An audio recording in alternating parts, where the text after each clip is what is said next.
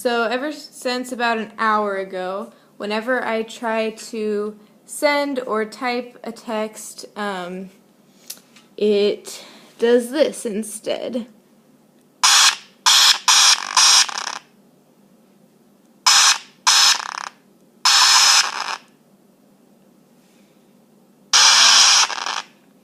It also happens when I receive texts,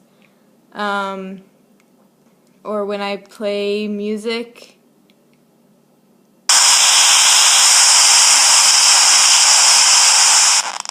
I've tried restarting it. Sometimes it just does it randomly. It happens when I play music. Apparently when I turn off my phone or get a text.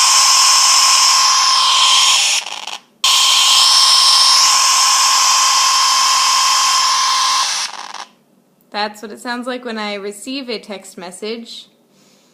And when I type anything on any keyboard, or when I get any notifications from any app, it seems.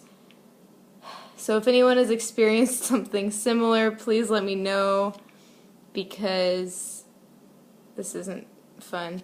I'm taking it to the Apple Store tomorrow because they are closed right now.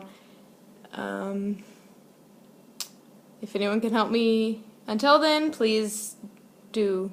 Thank you.